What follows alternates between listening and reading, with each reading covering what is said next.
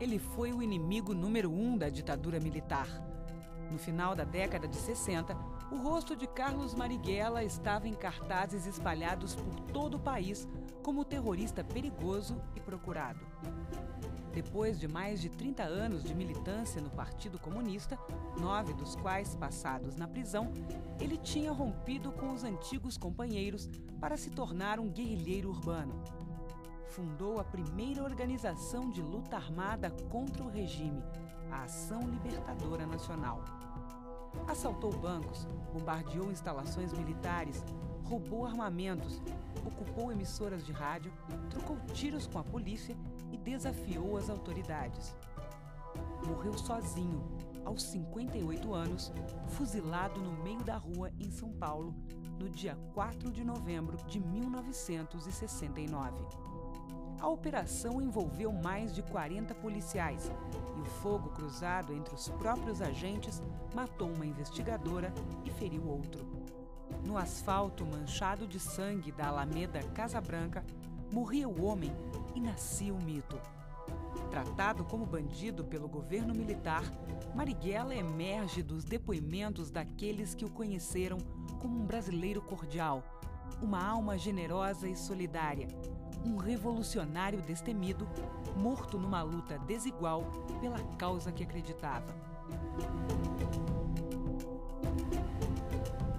Do povo a lutar, logo depois do golpe, é chamar Rondó da Liberdade. É preciso, e mostra também a atitude dele diante da luta. 34 anos depois, a companheira de Carlos Marighella ainda se emociona ao falar dele.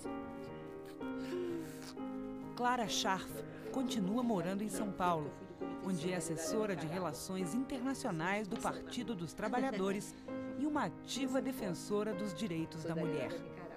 Acima de tudo, porém, se impôs a missão de resgatar a história do homem com quem viveu perigosamente por 21 anos.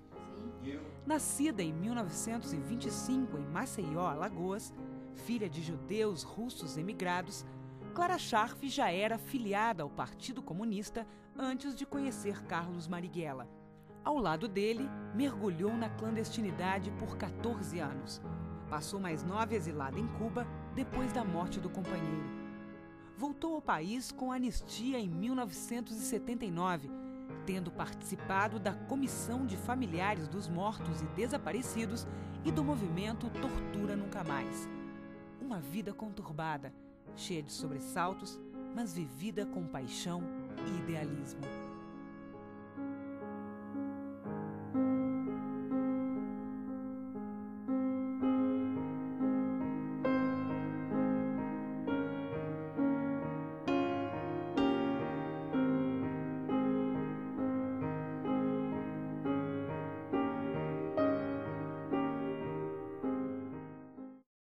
Meu sonho era ser médica, não deu certo.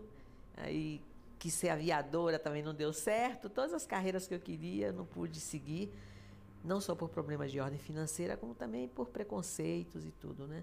Mas eu cheguei a trabalhar em Recife, que foi, aliás, meu primeiro emprego, na base naval norte-americana. Acho que ninguém está vivo que tenha trabalhado lá. Porque como eu sabia inglês naquela época, e sabia datilografia, que agora é computador tudo, né? Mas naquele tempo era máquina a Remington, né? Olivetti. E eu, como eu sabia datilografia e sabia inglês, daí eles estavam procurando gente na base naval e eu fiz o teste, passei e trabalhei lá como datilógrafa copista. Então, 42, 43... Era uma época assim de efervescência, né? De luta, de protesto de estudantes, né? O povo queria que o Getúlio rompesse com os alemães, né? E realmente ele rompeu e depois se aliou aos americanos, né? Em troca do desenvolvimento da siderurgia, que esse era o projeto. Então eu acompanhava essa coisa estudantil, mas eu não era militante de nada ainda. Eu era uma moça rebelde, né? Rebelde contra a situação social de Maceió, eu particularmente, que era filha de judeus pobres, que ninguém acredita que tenha judeu pobre, né?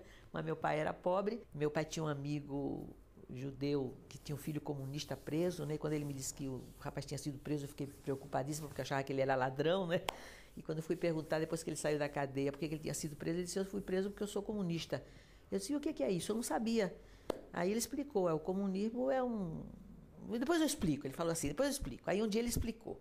E o que era o comunismo? Ele falou assim, bom, um dia vai ter uma sociedade que ninguém vai faltar nada. Todo mundo vai ter comida, vai ter casa, vai poder estudar o que quiser, né? E não vai ter dinheiro. Vai ser uma sociedade de troca. Eu saí, então eu sou comunista. Eu me defini a partir daí, viu? Por essa sociedade que não ia ter dinheiro, ia ter troca e todo mundo ia ser feliz, né? Bom, esse sonho, eu acho que me acompanhou até hoje, né? É a utopia, né?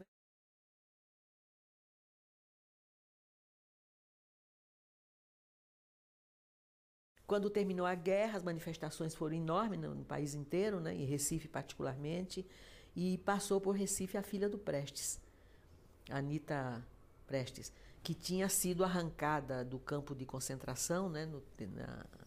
Que a Olga Prestes, a mulher do Prestes, foi mandada pelo Getúlio, entregaram, né, a Olga ao Hitler.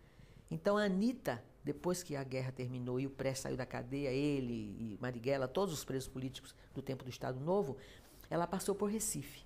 E em Recife houve uma manifestação fantástica, né? Eu acho que milhares e milhões de pessoas foram para a rua. E aquilo tudo foi mexendo comigo, né? Eu fui ficando mais interessada em política. Eu achei que aquilo é que era o futuro, né? Tinha que lutar, tinha que haver essa mudança. E começou assim, a minha militância política começou aí.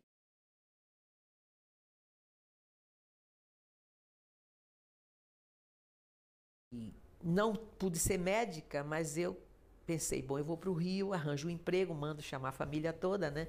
Meu pai e meus irmãos. E quem sabe eu vou ser aviadora, porque esse era o meu sonho. O meu negócio era a liberdade, né? E cheguei no Rio, fui procurar, mas não podia, né?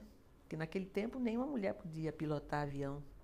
Até hoje tem pouquíssimas mulheres, né? Mas hoje já é permitido, naquela época não era. Aí eu fui ser aeromoça. Eu já completei 21 anos quando eu estava no Rio e me filiei ao Partido Comunista.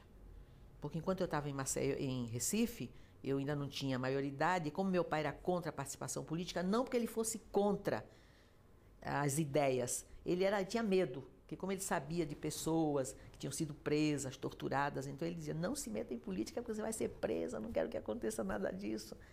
Então eu tinha que tomar cuidado também para não causar essa dor a ele, né? Esperei os 21 anos, né, que eu cumpri no Rio, e aí me filiei ao partido. E aí eu comecei a militar assim ativamente, sendo aeromoça e depois quando eu deixei a aviação. Eu deixei, não sei se 1 ano e meio mais ou menos, tive muitas decepções, né?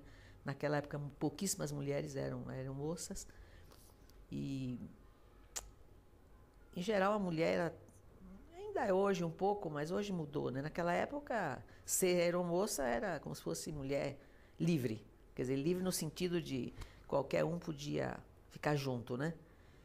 E por causa dessas coisas todas é que eu me desliguei.